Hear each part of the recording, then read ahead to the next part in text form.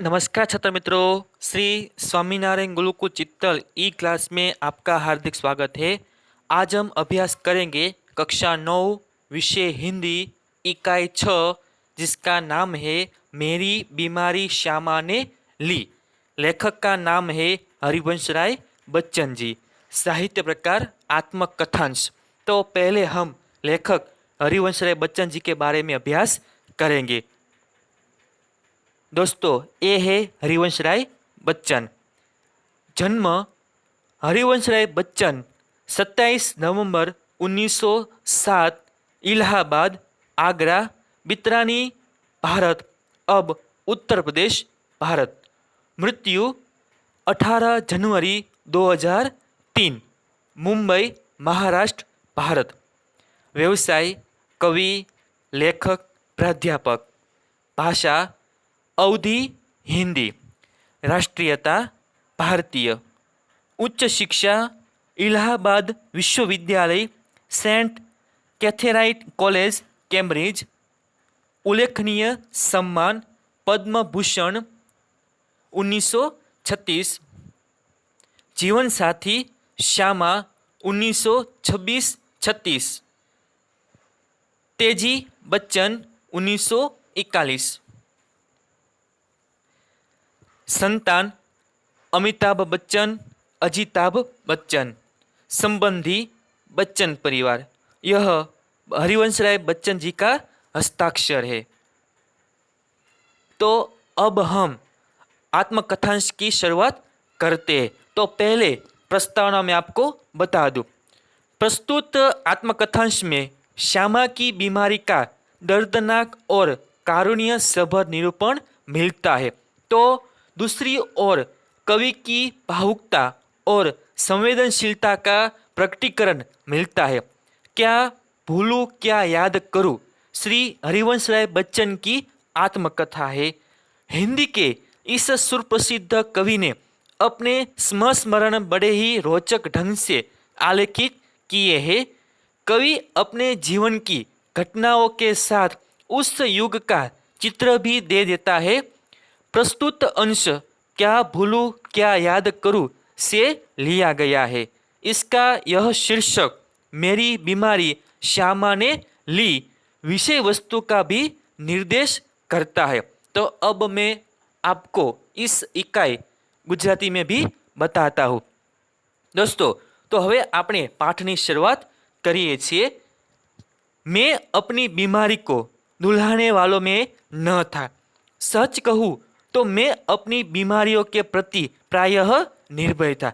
આપણે જોઈ શકીએ છીએ કે આપણે કોઈ પ્રકારની બીમારી હોય તો સતત એ બીમારીને આપણે યાદ કરતા હોઈએ છીએ। પરંતુ લેખક હરિવંશ રાય બચ્ચન કહે છે કે મારી જે બીમારી છે, બરાબર, એ બીમારીને હું વારે વારે યાદ કરતો નથી અને એ માટે હું નિર્ભય બન્યો છું।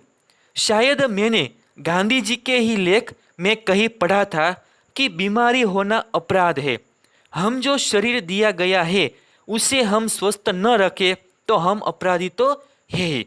હવે લેખક એ પણ વાત કરે છે કે ગાંધીજીનો એક લેખ છે અને એની અંદર ગાંધીજીએ એવું લખેલું છે કે આપણે જો બીમાર હોઈએ તો એ આપણે અપરાધ કર્યો હોય, શરીર પ્રત્યે આપણે અપરાધ કર્યો હોય એવું લાગે છે। તો આ રીતે લેખક છે એ પોતાની બીમારી એ વારે વારે યાદ કરતા નથી, પણ હંમેશા એ પોતે નિર્ભય બને છે અને આપણને પણ કહે છે કે આપણી બીમારી તો જે કોઈ હોય તો આપણે એ બીમારીને યાદ કરવાનું નથી।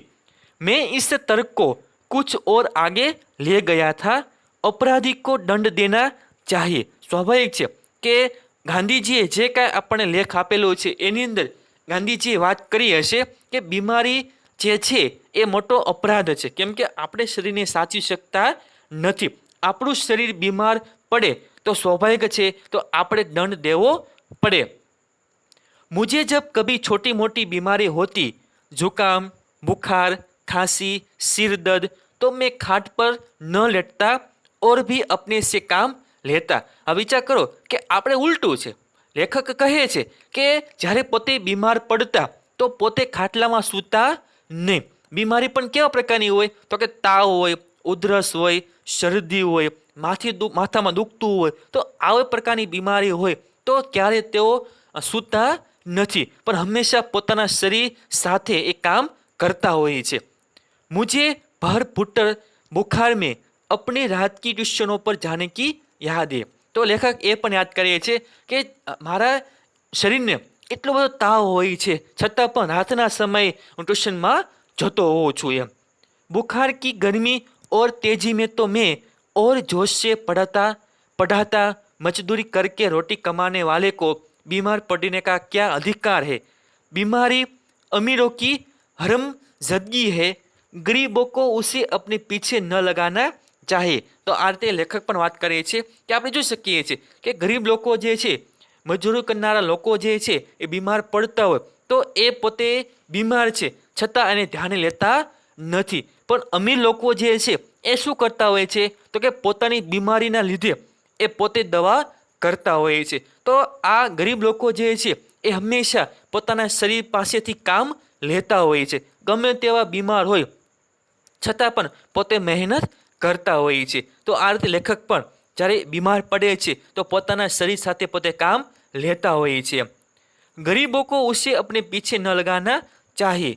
लिखने में तो ऊंचा बुखार मुझे सब तरह से सहायक, प्रेरक और प्रोत्साहक लगता। लेखक એ પણ વાત કરે છે કે જ્યારે પોતે એ બીમાર હોય છે એટલે કે એને તાવ આવતો હોય છે ત્યારે હંમેશા આ તાવ જે છે એનો એક સહાયક મિત્ર બને છે। હંમેશા પોતે આ સ્થિતિની અંદર એ પોતાના શરીર સાથે કામ લેતા હોય છે અને જાણે એને પ્રોત્સાહન મળતું હોય એવું લાગે છે।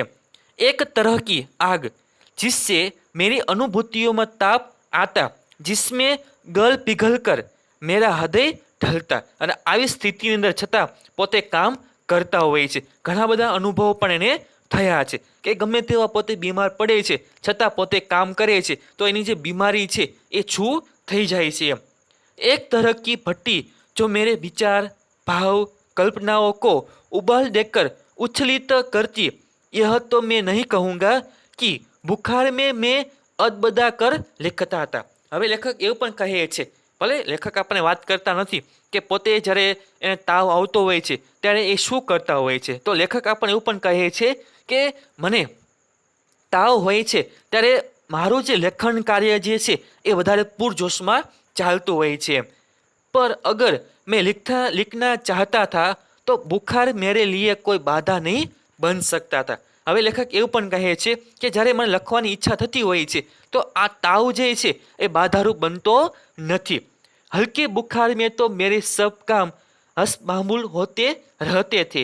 कोई मेरा बदन छूकर कभी कहता था कि तुम्हें तो बुखार है, तो मैं पट से जवाब देता था कि हाँ बुखार है और मैं भी हूँ। અને જ્યારે લેખક લખતા હોય છે અને કોઈ વ્યક્તિ એની પાસે આવે અને લેખકનું શરીર બરાબર એનો હાથ પકડે અને કહે કે તમને તો તાવ આવે છે, ત્યારે લેખક હંમેશા એને કહેતા હોય છે કે હા મને તાવ તો આવે છે અને હું પણ છું। शायद कीपलिंग ने अपनी आत्मकथा में लिखा है कि कभी कभी उसे बुखार में भी काम करना पड़ता था। હવે લેખક અહીં કીપલિંગ જેવા લેખકને યાદ કરે છે કે કીપલિંગ શું કરે છે, પોતાની આત્મકથાની અંદર લખે છે કે જ્યારે જ્યારે એને તાવ આવ્યો હોય છે ત્યારે પોતાના શરીર પાસેથી એ વધારે કામ લે છે। તો અહીં લેખક કીપલિંગ નામના લેખકને યાદ કરે છે। મિત્રો ખાસ આ નામ યાદ રાખજો, શું નામ છે લેખકનું? કીપલિંગ। તો કીપલિંગ શું કરે છે તો જ્યારે પોતે બીમાર હોય છે ત્યારે એ વધારે કામ કરે છે। और जब वह बुखार में होता था तो और अच्छी कहानियाँ लिखता था। અને આ લેખક એટલે કે કીપલિંગ જે છે જ્યારે બીમાર હોય છે ત્યારે એ સારી સારી વાર્તાઓ લખે છે।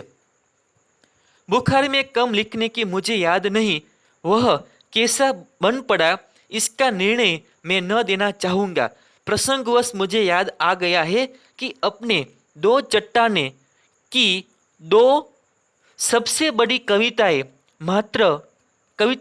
छात्र के नोबेल पुरस्कार ठुकराना पर दो चट्टान अथवा सिसिफस बरक्स हनुमान मैंने प्लूरिस में पड़े पड़े लिखी थी। तो लेखक એ પણ વાત કરે છે કે એ સમયે જ્યારે પોતે બીમાર હોય છે ત્યારે એની એક કૃતિ છે જેનું નામ છે દો ચટ્ટાણે. તો મિત્રો ખાસ આ કૃતિનું નામ તમે યાદ રાખજો. શું નામ છે? દો ચટ્ટાણે. તો આવી જે કૃતિઓ હોય છે, બરોબર, એના જે લેખક હોય છે, સાત્ર, આ સાત્ર જે છે લેખકનું નામ છે. સાત્રએ આ કૃતિ લખેલી છે, તો સ્વાભાવિક છે એને પુરસ્કાર પણ મળવો જોઈએ. તો આવા લેખકો, આવા કવિઓ શું કરે છે? તો કે આવા પુરસ્કારને એ લેતા નથી, એટલે કે ઠુકરાવે છે, બરોબર, એ લેવાનું પસંદ કરતા નથી. અથવા બીજી એક કૃતિ છે સિસિફસ બરક્ષ હનુમાન. તો હવે આ પુલરીસ જેવા છે કવિઓ એ આ લખે છે એમ. बहरहाल जब मैं अपनी जवानी पर था, बीमारी मुझे पराजित न करती थी, मैं ही अपनी जीत से बीमारी को पराजित कर देता था. સ્વાભાવિક છે કે બીમારી છે આપણને હરાવી શકે છે, પણ લેખક કહે છે કે હું બીમારીને હરાવું છું, કેમ કે બીમારી જે છે એ મારા ઉપર આક્રમણ કરે છે, છતાં એ મારું કંઈ બગાડી શકતી નથી, એટલે હું બીમારીને હરાવું છું એમ. વિશ્રામ तिवारी कहा करते थे, मार के पीछे भूत भागे. મિત્રો ખાસ આ કહેવત જે છે એ યાદ રાખજો. એક સારા એવા લેખક આપણને એક કહેવત આપે છે કે માર કે પીછે ભૂત ભાગે. જો આપણે ડરીશું ને તો આવા પ્રકારના રોગ જે છે એ શું કરશે? આપણા પર હુમલો કરશે. પણ આપણે શું કરવાનું છે કે આવા રોગ જે થાય છે આપણા શરીરને, તો આપણે એની સામે લડવાનું છે એમ. એટલે કે માર કે પીછે ભૂત ભાગે. જો આપણે એની સામે લડશું તો આ રોગ જે છે એ ભૂતની જેમ ભાગી જશે. તો આ વાક્ય જે કહે છે એનું નામ તમારે યાદ રાખવાનું છે, વિશ્રામ तिवारी, बराबर, आ एનું નામ છે. मैंने अपने प्रयोग से सिद्ध किया था. તો આ રીતે વિશ્રામ તિવારીનું જે વાક્ય છે કે માર કે પીછે ભૂત ભાગે, તો આ રીતે લેખક પણ છે એ એનો વિચાર જે છે અપનાવે છે અને એ સિદ્ધ કરે છે, એટલે કે સાબિત કરીને બતાવે છે કે આપણે જેટલા લડીશું આ બીમારી છે એ છૂ થઈ જશે, એટલે કે ગાયબ થઈ જશે. કામ કે પીછે બુખાર ભાગે. એટલે આ રીતે લેખક કહે છે કે આપણે કામ કરીશું તો આ પ્રકારના જે રોગ છે, તાવ, શરદી, ઉધરસ, કફ, આ બધું છે ભાગી જશે, બરાબર. મુખ્યત્વે આપણે શું કરવાનું છે કે આપણું જે કાર્ય છે એ નિત્ય કરવાનું છે. यह बुखार मामूली न था, इसका संबंध उस तूफान से था जो पिछले 9 महीने से मुझे झकझोर कर रहा था. अब विचार करो કે લેખકની જે બીમારી છે એ મોટી બીમારી છે, સામાન્ય તાવ એને નથી, પણ 9 મહિના સુધી આ બીમારી એને રહે છે. આ 9 મહિના થયા છતાં તાવ એનો ઓછો થયો નથી, છતાં પણ લેખક આ તાવની સામે એ લડે છે. और जो शांत होने से पूर्व सबसे अधिक विध्वंसक झटका मुझको दे गया था. કેમ કે લેખક આ રીતે કામ કરતા હોય છે તો તાવ જે છે એ જવાનું નામ લેતો નથી, જાણે એવું લાગે છે કે તાવ એ ઘર કરીને બેસી ગયું છે એમ. स्कूल बंद था, स्टेशनों पर मैं जाता था, उनकी आमदनी की मुझे જરૂર હતી. કેમ કે એ સમય લેખક એક ગરીબ હતા, બરાબર. આજે આપણે યાદ કરીએ છીએ હરિવંશરાય બચ્ચન, અમિતાભ બચ્ચનને આપણે ઓળખીએ છીએ, તો એના પિતા કોણ છે? હરિવંશરાય બચ્ચનજી. તો હવે એ સમયે લેખકની સ્થિતિ કેવી હતી? તો કે પોતે ગરીબ હતા. હવે એ સમયે સ્કૂલ પણ બંધ હતી, કેમ કે તાવ આવતો હતો, બરાબર. સ્વાભાવિક છે સ્કૂલે જઈ શકતા ન હતા, એટલે હવે પોતાનું ઘર ચલાવવું હોય તો શું કરવું પડે છે? ટ્યુશન તો કરવું પડે છે, કેમ કે જે પૈસા આવતા હોય છે એની એને જરૂર પડતી હોય છે. કિતાબો કી બિક્રી અભી નિયમિત નહીં થી, કેમ કે લેખક એ લખતા પણ હોય છે, બરાબર, પુસ્તકો પણ લખતા હોય છે. હવે જે પુસ્તકો લખેલા છે એ વેચાતા નથી એમ. કર્જ સિર પર ચડે છે, કેમ કે એને કર્જ પણ હતું, લહેંડા પણ આવતા હોય છે લેવા માટે, બરાબર. તો આવી સ્થિતિની અંદર લેખક શું કરે છે? તો કે પોતે કામ કરે છે. એક બાજુ બીમારી છે, એક બાજુ એનું કર્જ છે, પુસ્તકો જે હોય છે એ વેચાતા નથી, સ્કૂલ પણ બંધ છે, સ્કૂલે જતા નથી, સ્વાભાવિક છે ટ્યુશન એને કરવા પડે છે. बुखार 10 दिन चला, 20 दिन चला, महीने भर चला, 2 महीने चला, जुलाई आ गई. 9 મહિના સુધી આ તાવ એને રહે છે. લેખકને એવું હતું કે બસ હમણાં તાવ મટી જશે. 10 દિવસ, 20 દિવસ, મહિનો, 2 મહિના, જુલાઈ મહિનો પણ આવી જાય છે, પણ આ બીમારી છે એ દૂર થતી नहीं। अब बुखार के साथ ट्यूशन पर ही जाना न होता, दिन भर स्कूल में पढ़ाना भी पड़ता। बुखार का नमूना वही, सुबह बिल्कुल नहीं, शाम को 101 102 के बीच। लेखक એ પણ આપણને વાત કરે છે કે આ તાવ જે છે કેવો તો ચડ ઉતર કરતો હોય છે। અમુક પ્રકારના તાવ આવા હોય છે કે સવારે સારું હોય, બપોર પછી છે એ આપણું શરીર ગરમ થઈ ગયું હોય છે, આપણને તાવ હોય છે, બરાબર। તો હવે તાવ પણ માપીએ તો એ તાવ 101 સેલ્સિયસ હોય, 102 સેલ્સિયસની વચ્ચે પણ જોવા મળતો હોય છે। તો આટલો બધો તાવ હોય છે છતાં પણ એને મહેનત કરવી પડે છે, કેમ કે એના વગર એનું ઘર ચાલતું નથી। कमजोरी दिन दिन बढ़ती हुई, कभी कभी धीमी खांसी, दवा शौकिया दवा बाटू एक होमियोपैथी कर रहा था। तो आ रीते लेखक शू करे छे तो कि पोतानो जे ताव छे एने दूर करवा माटे आ रीते पोते काम पण करता होय छे, पण हवे जो पोते काम नहीं करे तो एनुं घर चाली शकशे नहीं। तो हवे आ ताव जे छे पोते बीमार छे, आनी वच्चे पण एने हवे शुं करवुं पड़े छे, सतत काम करवुं पड़े छे। पण आ उधरस छे, बराबर, पछी माथामां दुखતું હોય છે, આની વચ્ચે પણ આ બધું એને કાર્ય કરવું પડે છે। क्या मुझे तपेदिक हो गया है? तपेदिकનો અર્થ શું થાય છે? એક પ્રકારનો તાવ છે કે ચડ ઉતર કરતો હોય છે, બરાબર। ઘડીક સારું રહે, ઘડીક પાછો આપણને તાવ લાગુ પડતો હોય છે, તો આને શું કહેવાય છે? तपेदिक કહેવાય છે। हो गया हो तो एलोपैथी का इलाज को अपने बूते के बाहर है। क्या उस समय मेरी जीवा पर सरस्वती बैठी थी जब मैंने कहा था कि श्यामा का बुखार मैं लेने जा रहा हूँ? હવે આ શ્યામા કોણ છે? તો લેખકની પત્ની છે। લેખકના 2 વખત લગ્ન થાય છે। પહેલી પત્ની જે છે એનું નામ શ્યામા છે। તો મિત્રો ખાસ યાદ રાખજો, લેખકની પહેલી પત્નીનું નામ શું છે? તો શ્યામા છે। હવે બને છે કે શ્યામા પણ બીમાર હોય છે, બરાબર, લેખક પણ બીમાર હોય છે। હવે લેખક એવું માને છે કે શ્યામાની બીમારી મેં લીધી હોય, લેખકે લીધી હોય એવું લાગે છે। બેઠી હો તો કિતના અચ્છા હે, કેમ કે શ્યામાને પણ એવી ગંભીર બીમારી હતી કે એ ટૂંક સમયમાં છે એ આ લેખકને છોડીને જતી રહે છે। તો હવે લેખકને પણ એવું લાગે છે કે જો શ્યામા રહી હોત તો। क्या मैं बीमार हूँ इसीलिए श्यामा स्वस्थ है, जिनसे पिछले 6 वर्षों से इन महीनों में ज्वर मुक्ति नहीं जानी है। હવે સ્વાભાવિક છે કે લેખક બીમાર પડે છે તો ઘરમાં એક વ્યક્તિ તો ઊભું થવું પડે। હવે શ્યામા પણ બીમાર છે, લેખક પણ બીમાર છે। હવે લેખક બીમાર છે તો સ્વાભાવિક છે શ્યામાને ઊભું થવું પડે છે, પોતે બીમાર હોવા છતાં સ્વસ્થ હોય એવું લાગે છે।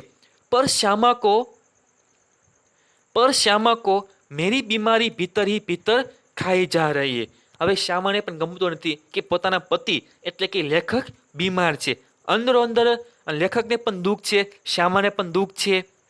उसने अपने इच्छा बल से जैसे अपने को स्वस्थ कर लिया था कि वह भी कहीं मेरी चिंता न बन जाए। तो आ રીતે શ્યામા પણ છે ગંભીર બને છે, કેમ કે લેખકને પણ છે એવું કદાચ લાગતું હોય કે શ્યામા બીમાર છે, હું પણ બીમાર છું, તો આ ઘર કેમ ચાલશે?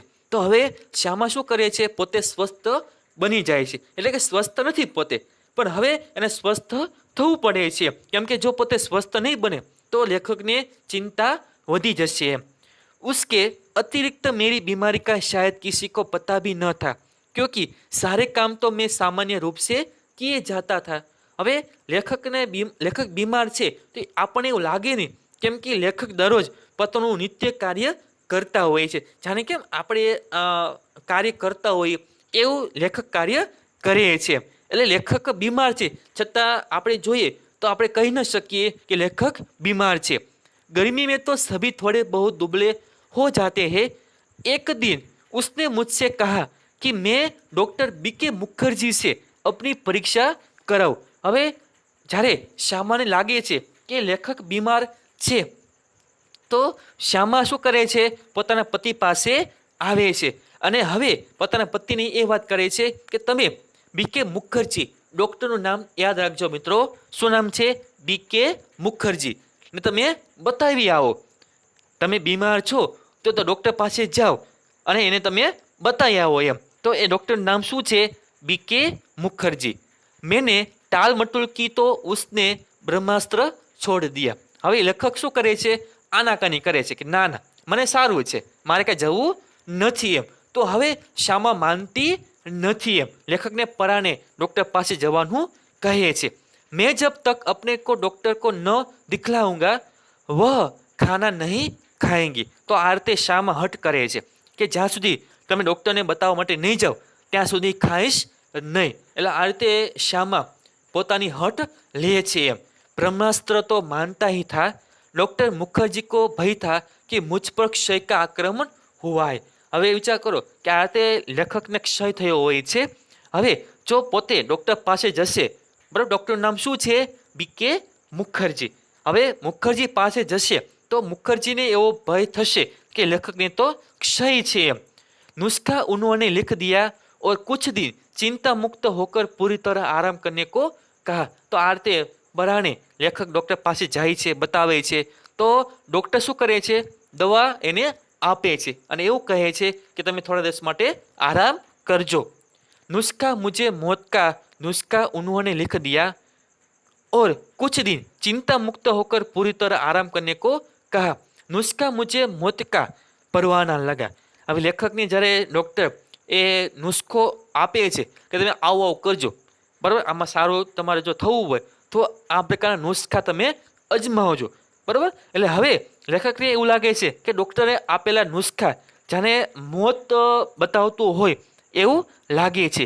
ક્યાં મેરી વિદા કા સમય આ ગયા?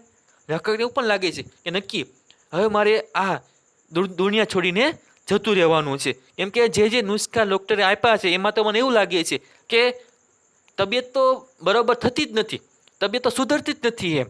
क्या इतने ही दिनों के लिए आया था, इतना ही गाने गुनगुनाने, केवल इतना श्रम संघर्ष करने, इतने दुख संकट उठाने.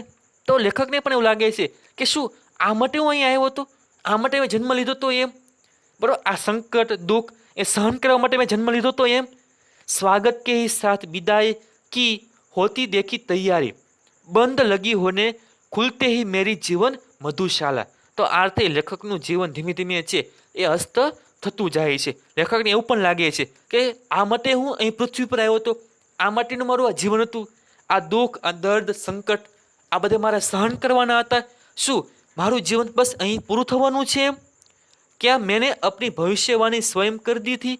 सबसे मर्मवेगी प्रश्न था, क्या श्यामा के भाग्य में वैधव्य भी लिखा है? એટલે મારી પત્ની છે એ શું વિધવા થઈ જવાની છે? આ માટે જ હું આવ્યો હતો, બસ મારું જીવન અહીં પૂરું થવાનું છે. તો મેં ભવિષ્યવાણી કહી હોય એવું મને લાગે છે.